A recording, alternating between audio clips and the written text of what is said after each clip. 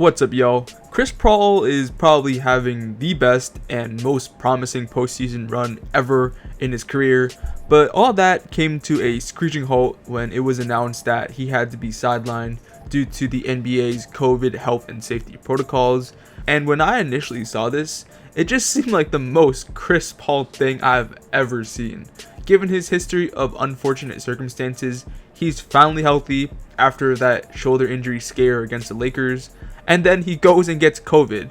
Talk about a series of unfortunate events. But first, I just want to touch on this, and I saw a lot of people on Twitter making a big deal out of this, and even bringing LeBron James into the mix, which I responded to on Twitter, and you guys should definitely follow me on there if you haven't already. And I said, how are idiots making a big fuss on this LeBron James and Chris Paul COVID situation? One got tested positive and the other one didn't. It's really not that hard to understand. And this is why people will always be so stupid and ignorant to me. They're trying to make the same argument that LeBron should have been suspended and been in health and safety protocols after he attended that tequila party a few weeks back. But the big difference here is that LeBron never tested positive for COVID-19. Sure, of course his punishment should have been way worse. He should have gotten a big fine. But at the end of the day, LeBron still never got COVID from that party. If nothing bad came out of the situation, i.e. LeBron getting COVID, then of course they're going to sort of turn a blind eye to it. It's a whole different story in the situation because Chris Paul's COVID test results came back positive. Like, there's no way you can equate or even compare the two situations here. Okay, they both broke protocol, and I'm sure that both of them are going to get fined, but one contracted COVID and the other one didn't. I honestly have no idea what some of these bozos on Twitter are even arguing about, if they even have a good take on the situation to begin with.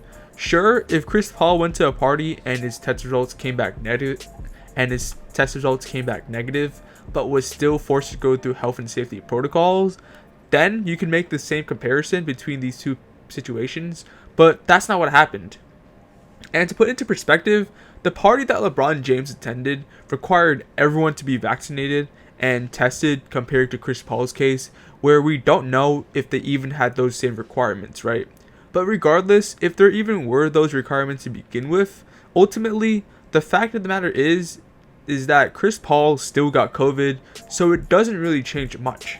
Again, you could only make the argument LeBron James gets treated differently if and only if both LeBron and Chris Paul went to a party where everyone was required to be vaccinated and tested, and they both got negative results back, but only Chris Paul was required to follow protocols.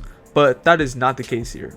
And another player that got fined for breaking the NBA's health and safety guidelines was Kristaps Porzingis for attending a club, and even he didn't get put into health and safety protocols either. He just got hit with a $50,000 fine because his test results came back negative. I think this just goes to show just how stupid and blind the majority of NBA fans are when it comes to hating on LeBron James. Yes, he does things that warrant criticism, but comparing his situation with Chris Paul just doesn't make sense, and it isn't one of them. With that off my chest, if you like commentary videos on basketball, then subscribe to the channel and hit the notification bell as well. I upload at least 3 times a week. Alright, so first and foremost, Chris Paul just can't seem to catch a break. I don't know what he's done to deserve such bad mojo, or if his luck is just that terrible, but whenever something good is going his way, and he's heading in the right direction, something bad always seems to happen to him. I swear, this always happens to him, especially during the postseason too. And it doesn't always necessarily affect him directly either, right? Sometimes it's his teammates that get injured during the postseason as well. It's not always him that's getting injured. Blake Griffin is probably the most notable one, and he was always hurt back when they were on the Clippers together and back when they made those playoff runs. And then he gets to Houston, right?